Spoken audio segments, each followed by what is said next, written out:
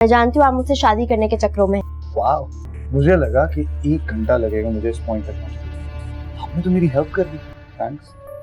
किस बात का थैंक्स? देखिए मैं आपको बता दूं, मैं आपसे शादी वादी नहीं करने वाली। देखिए, आप प्लीज मेरी बात सुन लीजिए। एक बहुत अच्छी फर्म में जनरल मैनेजर हूँ। अल्लाह का दिया सब कुछ है मेरे पास, घर, गाड़ी। जॉब करने की जरूरत नहीं है मुझे, इसलिए सोचा कि बिजनेस कर लूं। लेकिन किसके लिए? कोई है ही नहीं लाइफ में।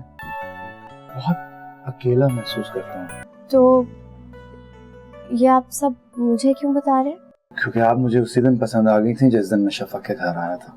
शफक की मम्मी ने बताया कि आपकी एंगेजमेंट हो चुकी है। यकीन करें, इतना दुख हुआ कि बता नहीं सकता। फिर पता चला कि आपकी एंगेजमेंट खत्म हो गई, और जितनी खुशी उस वक्त हुई वो बयान से बाहर। मेरी एंगेजमेंट टूटने से आपको खुशी हुई? जाहिर है, इस दुनिया में बहुत कम लोग हैं जो मुझे पसंद आते हैं।